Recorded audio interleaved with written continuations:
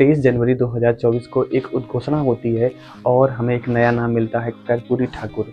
जी हाँ दोस्तों, ये वो शख्स हैं जिन्हें 2024 का भारत रत्न दिया गया है। तो हमारी दौड़ शुरू हो जाती है कि कौन है कर्पूरी ठाकुर। हमारी दौड़ मतलब उन सारे बच्चों की या उन सारे एस्पिरेंट्स की जो किसी न किसी एग्ज़ाम की प्रिपरेशन कर रहे हैं, चाहे वो यूपीएससी लेवल का हो, स्टेट लेवल का हो, या हम बोल सकते हैं कि एसएससी लेवल के या बैंकिंग, ऐसे बहुत सारे सेक्टर्स होते हैं।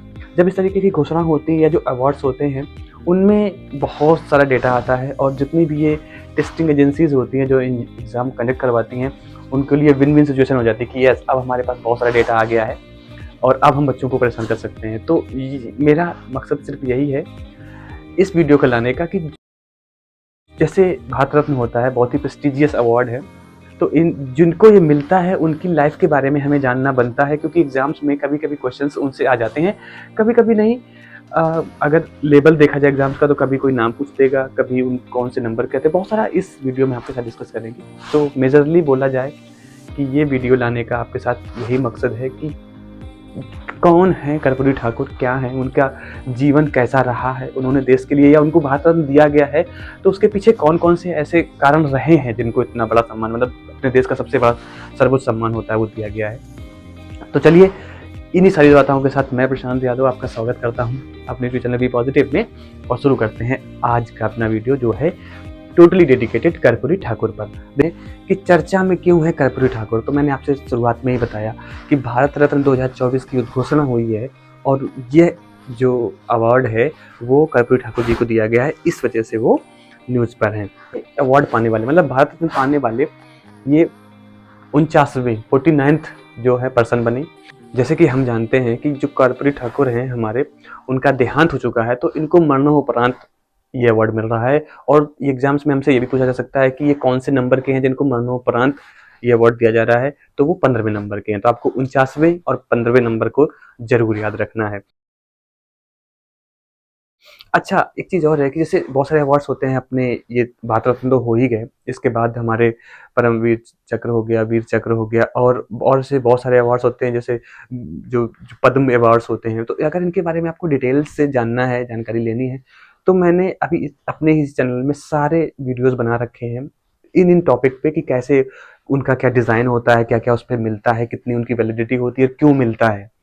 तो अगर आपको डिटेल में जानना है तो मैं डिस्क्रिप्शन में वैसे लिंक दे दूंगा, आप हमारे चैनल को भी विजिट कर सकते हैं और वहाँ पे आप देख सकते हैं। कोइंसिडेंट है कि 24 जनवरी 1924 को उनका जन्म हुआ था और 23 जनवरी 2024 को ये उद्घोषणा हुई कि उनको भारत रत्न मिलता है। तो आपको उनका जन्मदिन याद रखना है, 24 जनवरी था, एक दिन बाद उनको दिया जाएगा मरणोपरांत। और उनका जो जन्म हुआ था वो समस्तीपुर के एक पिथौजिया करके जगह थी, अब उसको कर्पूरी ग्राम बना दिया, क्योंकि बहुत बड़ी हस्ती थी तो उन्होंने पिथौजिया जो गांव था उसको कर्पूरी ग्राम के नाम से जाना जाता है। गोपाल ठाकुर और श्रीमती राम दुलारी देवी उनके पेरेंट्स थे, इनके यहाँ हुआ था। अगर हम बात करें तो इनको और किन किन नामों से जाना जाता था, तो इन्हें गरीबों का नेता कहा जाता था, के साथ साथ ये जननायक भी कहे जाते थे। तो आपको एग्जाम्स में, देखिए मैं चीज़ें क्यों कर रहा हूँ, क्योंकि क्वेश्चन सिंपली पूछ देंगे कि जो हमारे कर्पूरी ठाकुर थे उनको किन किन नामों से और भी जाना जाता था, जननायक, लोकनायक, गरीबों के नेता, ऐसे। तो हमें उस तरीके से हम आपके साथ डिस्कस कर रहे हैं ताकि आप क्वेश्चंस को इजीली सॉल्व कर पाएँ, क्योंकि देखिए उनके बारे में जानकारी तो हम देंगे ही देंगे, हम लेंगे ही लेंगे, लेकिन हमें कॉम्पिटिटिव एग्जाम्स की भी तो प्रिपरेशन करना है। तो हमारा वीडियो उस परिप्रेक्ष्य में आपको और फायदा देगा। अगर हम नेक्स्ट बात करें तो वो 11वें मुख्यमंत्री थे बिहार के, ठीक है। तो आपको याद रखना है बेसिकली वो बिहार से थे और 11वें वहाँ के मुख्यमंत्री थे। कब कब है, तो वो 2 बार क्या कहते हैं मुख्यमंत्री पद पर विराजमान हुए।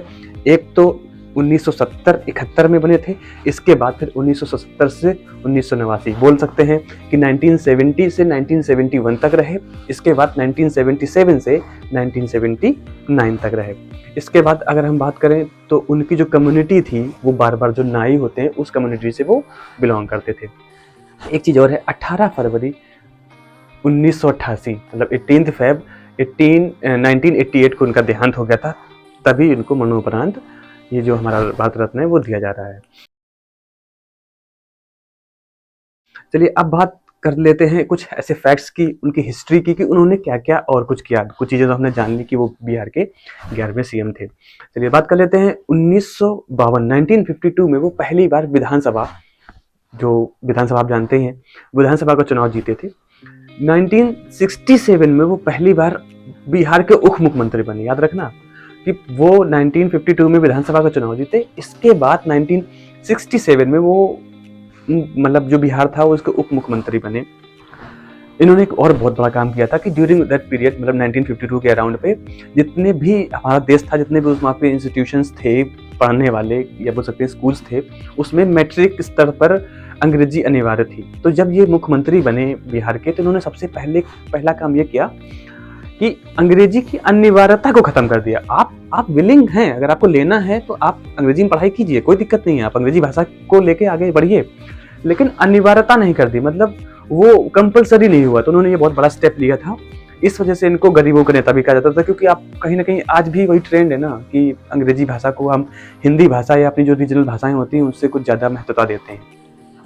तो इन्होंने सबसे बड़ा काम 1967 में किया था कि इंग्लिश की अनिवार्यता को ख़त्म कर दिया था।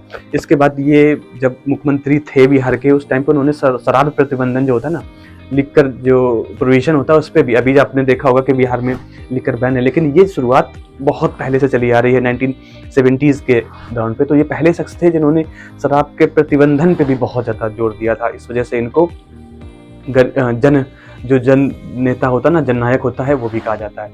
इसके बाद 1991 में ठाकुर साहब को ना स्टैम्प पेपर, बहुत बड़ा सम्मान होता है अगर किसी की फोटो स्टैम्प पेपर में आती है, तो स्टैम्प पेपर में भी वो दिखाए गए और उनको स्टैम्प में अपना जो, नॉट उनको, वो तो उस समय मतलब उनका देहांत हो चुका था, बट सरकार ने, उन लोगों ने उनका जो बलिदान था या जो उनके कर्म थे, उनके आधार पर उनको ये सम्मान दिया। कुछ चीज़ें और मैं आपको डिस्कस करूंगा उनके साथ, कि महात्मा गांधी के बहुत बड़े अनुयायी थे। भारत छोड़ो आंदोलन जैसे बहुत सारे आंदोलनों में उन्होंने पार्टिसिपेट किया, भाग लिया। इस दौरान उन्हें 26 महीने की जेल भी हुई। तो इसका मतलब है कि कोई भी नेता जो होता है वो कहीं ना कहीं एनी हाउ हमारे देश के जो स्वतंत्रता हुई है उसमें भागीदार रहा है। इसके बाद इन्होंने बहुत फेमस इनका कोट था, उन्होंने कहा था कि हमारे देश की आबादी इतनी है कि थूक, अगर मतलब कि सिर्फ थूक भर देने से अंग्रेजी राज बह जाएगा। तो बहुत बड़ा स्लोगन था उस टाइम का, बट सडनली लोगों ने ये चीज़ की। इसके बाद बहुत सारी मूवीज़ में और बहुत सारे इसी बेसिस पे डायलॉग बने, बट इन्होंने बहुत पहले ये बोला था कि हमारे देश की आबादी इतनी है कि सिर्फ थूक देने भर से अंग्रेजी राज बह जाएगा।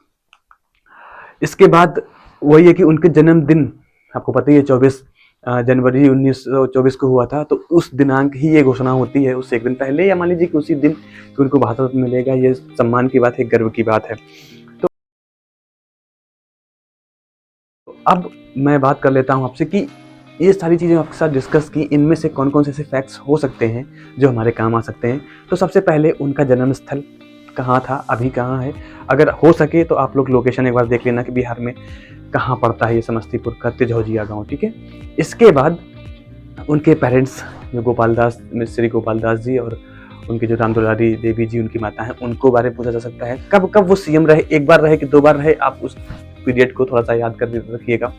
इसके बाद क्वेश्चन आ सकता है कि वो कौन से नंबर के भारत रत्न पाने वाले शख्स हैं, और इसके बाद पोस्टुमसली जो मतलब मरणोपरांत मिलता है वो कौन से नंबर के हैं। तो आपको 49वें नंबर के हैं वो जिनको मिल रहा है, और मरणोपरांत वो 15वें नंबर के हैं। इसके बाद अगर हम और कंक्लूड करें कि और क्या क्या आ सकता है, तो उनका कि उन्होंने किन किन आंदोलनों में पार्टिसिपेट किया और क्या उनको जेल हुई। कभी कभी आजकल यूपीएससी छोड़ो, और भी जो एग्जाम्स लेने वाली इंस्टीट्यूशंस हैं, संस्थाएं हैं, वो भी आजकल एनालिटिकल वे में क्वेश्चंस पूछती हैं।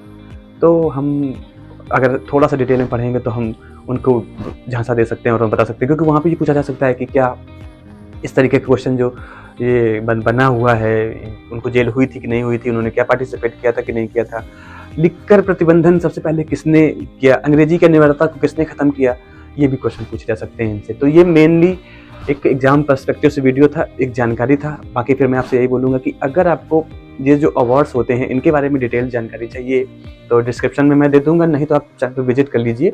यूपीएससी मिशन यूपीएससी करके मैंने मिशन यूपीपीएससी करके एक मैंने प्लेलिस्ट बनाई थी, उसमें आपको सारे ये जो वीडियोज़ हैं वो मिल जाएँगे, जहाँ पे आप बहुत ही कम समय में बहुत कुछ सीख पाएँगे, आप बहुत कुछ जान पाएँगे।